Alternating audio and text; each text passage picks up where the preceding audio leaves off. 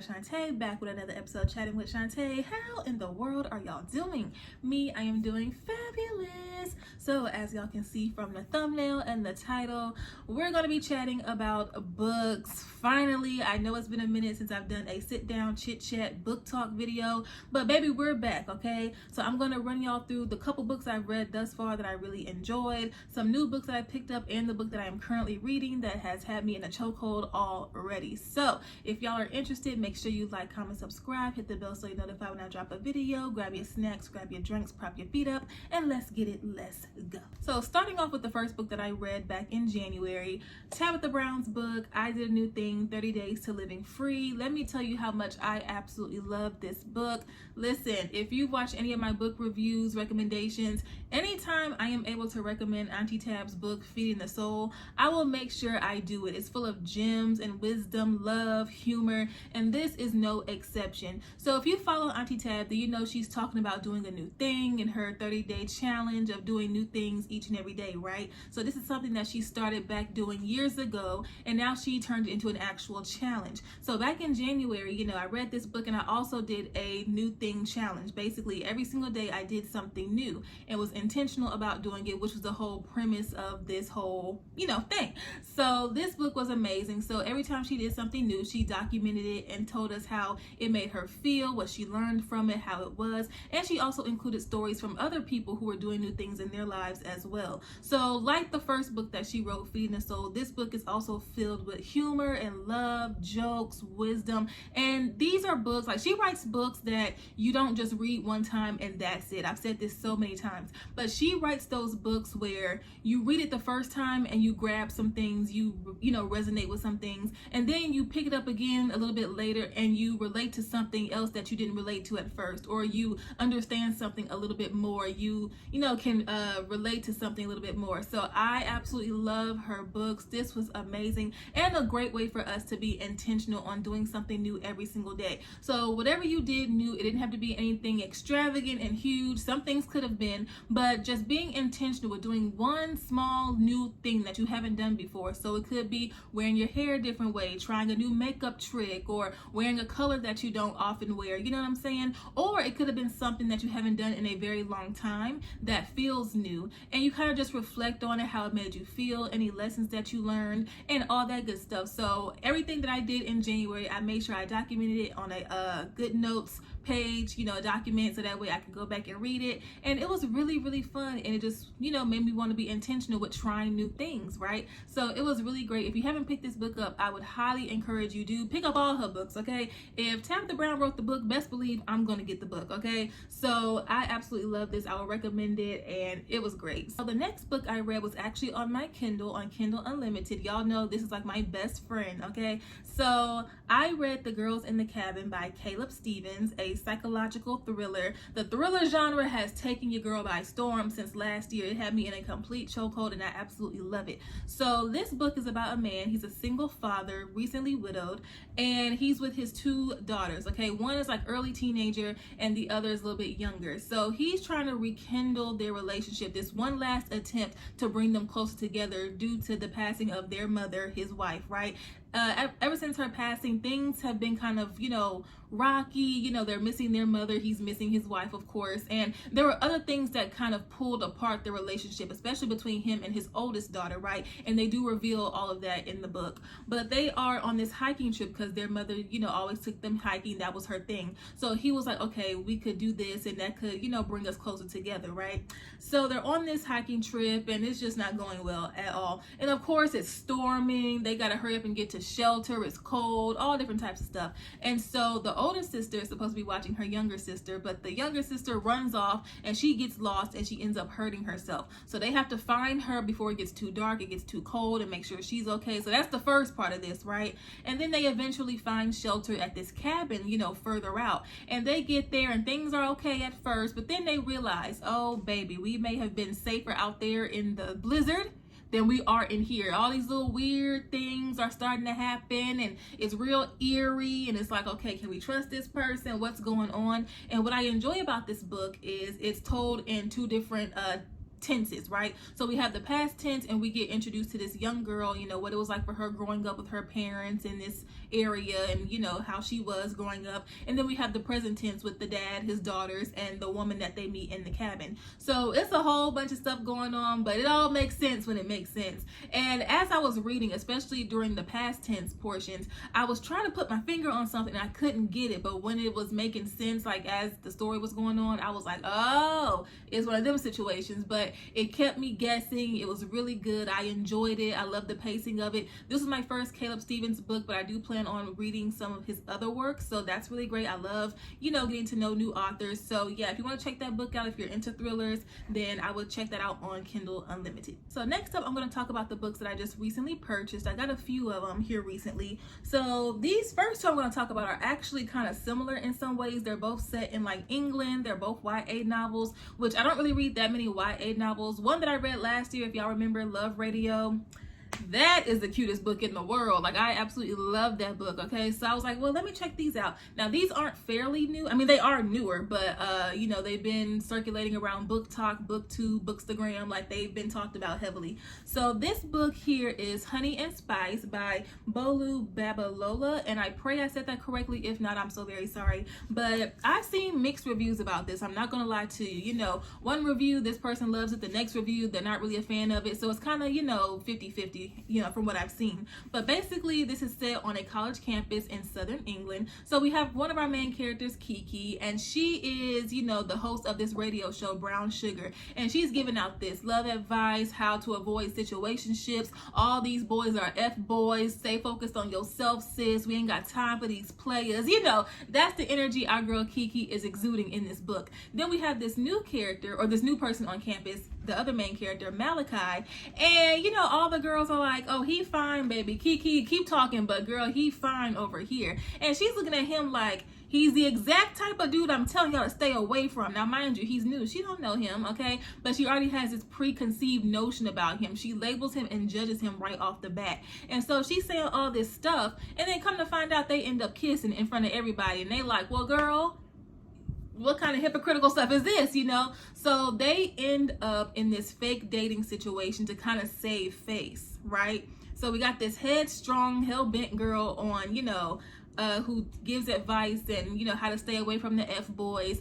And she kind of deemed this guy an F-boy without really knowing him. And she's kissing the very boy or type of boy that she's telling everybody else to stay away from. So it's going to be interesting to see how they navigate through this, how to save face, you know, all that type of stuff. So yeah, I think it's going to be really cute. So this next book, I'm almost, and I'll tell y'all why I say almost, but I'm almost ashamed at how late I am reading this book, okay? So this is another really popular book that I saw being talked about all on Book Talk and BookTube, raving reviews. Everyone loved it. Everyone said it was a cute story and whatnot. So this is Highly Suspicious and Unfairly Cute by Talia Hibbert. Now, let me tell y'all why it's taken me so long to read this. So every time I would go into Target and go to the book section, I would see this book, okay? And I was seeing all the reviews, and I was like, okay, this will be really good. So I would pick it up, put it down, pick it up, put it down. And then the day I go to Target, all right, when I was thinking about getting it, I was going to get it, it was gone. I was like, okay, well, and then I kind of forgot about it. Here recently, I was just in the bookstore, okay, the other day, and I was in the bargain price section, and I was talking to one of the sales associates, and I was asking her something, and she had her hand on a book, and I noticed it, and I said, don't move. I'm pretty sure I scared this lady for a second. I said, don't move a muscle, okay? The book that you have your hand on, slowly ease it out for me, okay? She was like, girl, what is going on? And it was this book right here. I almost squealed up in Books A Million. Do you hear me? So the reason why I say I'm almost ashamed is because, baby, I got it for $5. So am I late to the party? Yes, okay? But I got it for $5. So in that regards, I'm a winner chicken dinner, okay? I got it for $5. At Target, it was $11, which isn't crazy, but $5 is cheaper. On this tag, it's $13.99. I got it for $5. So I'm late, but I saved some coin. So so this will be my first Talia Hibbert book, but I am familiar with seeing her name, okay? Get a Life, Chloe Brown, and those books. So I really want to get into that series as well. So with this book, I feel like it's going to be really, really cute. So this book is set in both England and Scotland. That's what the beginning says, right? And so this is about two people who used to be best friends and how they may be able to rekindle their relationship in some way, shape, or form. Maybe. So we have Bradley, all right? So he is this popular, cool guy on campus. Okay, football player, super cool, super popular, funny, smart, like he's all that, right? He used to be best friends with this girl named Celine. Okay, they were like this. She's into conspiracy theories and all different types of stuff. So as his popularity was increasing, their relationship started dwindling and they were distancing themselves from each other. And the way Celine sees it is, as he was becoming Mr. Popular, he abandoned her. So now, not only are they not friends anymore, but they hate each other. So unbeknownst to each other, they both signed up for this 2-day survival course in the woods. Why we gotta be in the woods? I don't really know. What's out there?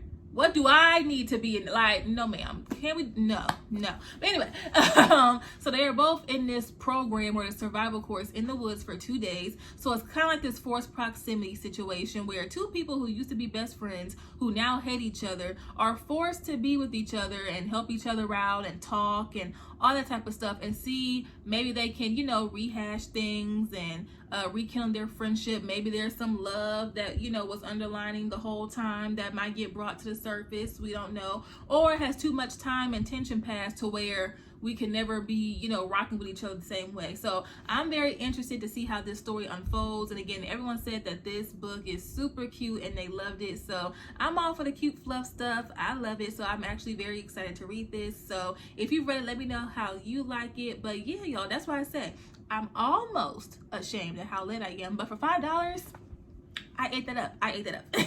Before I get into the last book, I forgot to mention that on my Kindle, on Kindle Unlimited, I actually put one of Frida McFadden's latest novels on my Kindle, The Teacher. Everyone's been talking about it. Everyone's been raving about it. So can't wait to read that one. And the third book in the Housemaid series is supposed to come out this year, I believe, as well. So listen, the Housemaid series had me in a chokehold. Millie, do your thing, baby. I love me some Millie, okay? So I cannot wait for the third book. But yeah, I have The Teacher already downloaded on my Kindle through Kindle Unlimited, so I'll be reading that one as well. But yeah, I wanted to let y'all know before we get into the other books. All right, now for the star of this video, okay? The book that I was counting down the days to, because the first book had me in a chokehold, right? So if y'all remember last year, I talked about how much I loved Before I Let Go by Kennedy Ryan. This was my introduction to Kennedy Ryan, my very first book, and since then I've, you know, gotten so many of her other books, and I love her writing style, I love her storytelling, I love her character development, I love everything, the spice, everything, okay? And so this book, Before I Let Go, when I tell you an immediate 5 stars, one of the easiest 5-star ratings I could give a book, and I suck at giving books star ratings. It's either I loved it or I didn't, you know, but this, I couldn't give it anything but a good, just perfect 5-star, right? So this is a second chance romance. This is Yasmin and Josiah's story. They were married. They, you know, had a tragic incident that kind of shook up their lives individually and as a unit, and they ended up getting a divorce, and they didn't really heal the way they should have. You know, it was one of those situations where, well, okay, it's a lot of different themes in this book, okay, topics and discussions that don't really get the emphasis that it should, you know, especially in the Black community. So therapy is something that's heavily mentioned in this book, different disabilities and whatnot, how a situation can happen to two people. Okay, the very same situation can happen to two people, but they can experience it differently and grieve differently and heal differently, right? And because it's different, it could cause you know, rift in the relationship. And if you don't heal and talk and, you know, communicate properly and get that closure that you need, it can just drive a wedge that really shouldn't be driven. You know what I'm saying? So that's kind of what happened, among some other things, right? And how certain decisions can affect other people around you. It's so many different layers to it. It's such a good story. I absolutely love it. And yeah, so they're trying to figure out how to navigate this life because they're divorced, but they own a business together. They have 2 children that they are, you know, heavily involved with, obviously. So it's like, we ain't together, but we together. And it's like, I gotta watch this person go into your life. You know, you're dating, I'm trying to date, but I don't really want to date. I don't think I want you to date. And we still have to heal, and I have to heal for myself but we got to heal for each other. You know what I'm saying? Like, it's so many different layers, and baby, it's such a good book. I love this book, okay? I love this book. So when I was reading this book, or after I was finished reading it, I found out that Kennedy Ryan said that this was the first book in a 3-book series, the Skyland series. I said, sign me up today. I need the books, all of them right now. You ain't got to have no title. You ain't got to have no cover art. Just give me your rough drafts. I need all the stories, right?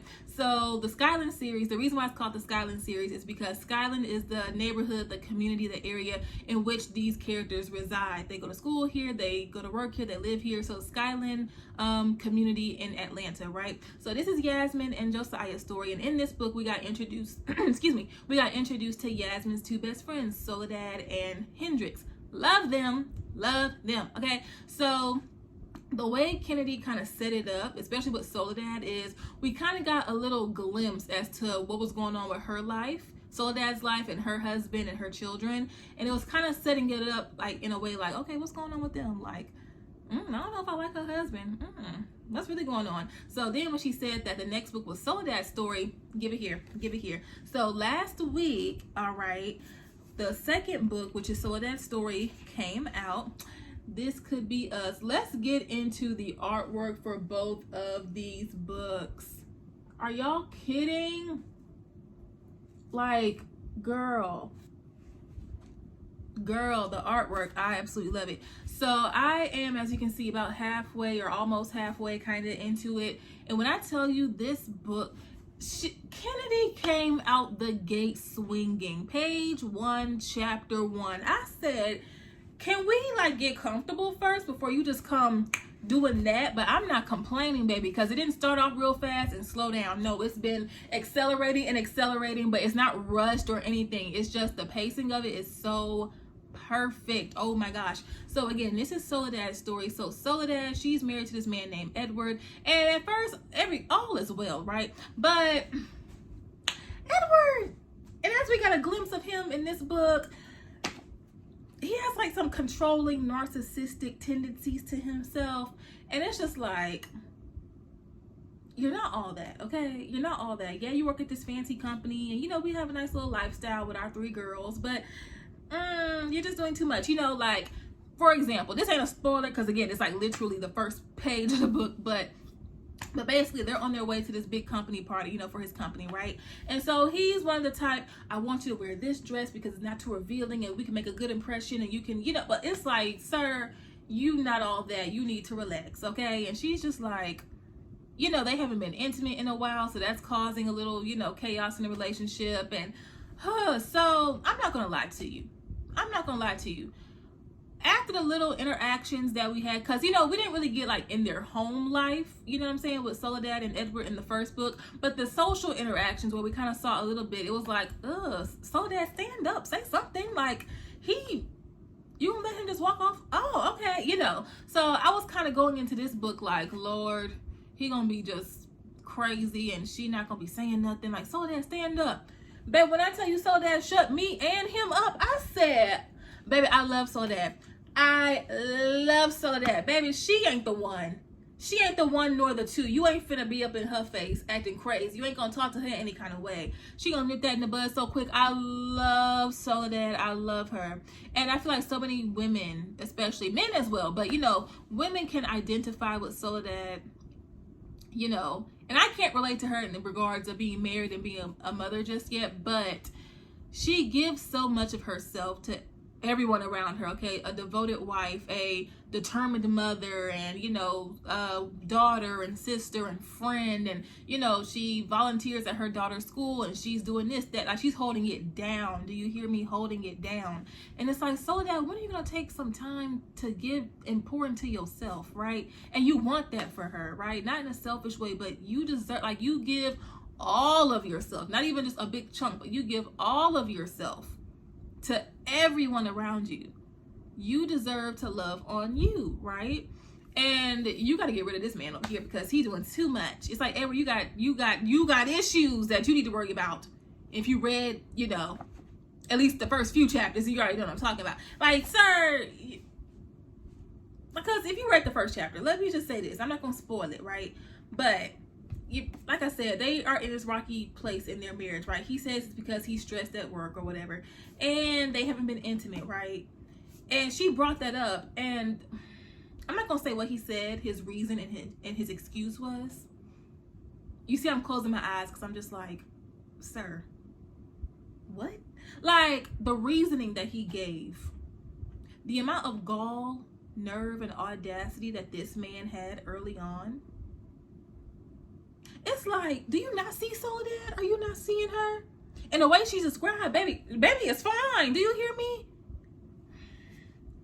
And it's not just about looks or anything, but it's like, you got this woman who's bending over backwards for everyone, including you, and you can't even. Anyway, so that's Soledad, okay? She's just trying to navigate that. And she's very creative as well. She's very hands-on, DIY. She cooks really well. We saw a glimpse of that in the first book, you know, with some of her recipes, and that's, you know, expanded more on in this book, which I love. It's her culture. So she is Latina and African American, so you know the culture is all up in there, okay? And so she cooks really well. She does her cleaning videos and whatnot, and she's just really hands-on, DIY, Miss Homemaker. Like, I love it, right? And so that's Soledad and what she has going on. And then we have Judah Cross, right? And he's recently divorced. Well, recently, kind of, yeah. He's divorced, okay? He has twin boys, Aaron and Adam, who are both autistic. So again, I love how Kennedy not just touches on things, but she really dives into what different things look like. She touches on different subject matters, which I appreciate, because I get to learn more about them, and other people can relate to it, and I absolutely love it. Therapy is mentioned in this book as well, autism, and all different types of things. I absolutely love it. And so he's divorced, and you know, he's raising his children. He's working at, you know, this company and whatnot. And baby, it's kind of messy. It's, hold on, is it mentioned here? Okay, yeah, it's not mentioned, but it's a little messy because, yeah, but you got Soledad, who, you know, is about to start going on this self-love journey. You can feel it. And then you got this man over here. Oh, honey. If you haven't read it yet, then read it and you'll see why I'm saying it's messy, you know, quote unquote. But yeah, I love it. But one thing I will say that I absolutely love in this book, and I'm gonna wrap it up so I won't be rambling, but like I said, Judah is divorced, right? Okay, his ex-wife is Tremaine. And usually when we read about divorce and watch about divorce, it's nasty. It's nasty, it's complicated, it's difficult, it's a bad divorce, right? The way Kennedy wrote their divorce and is writing their divorce, you know, is so refreshing. I know that's kind of weird to say about the subject of divorce, but they are good friends.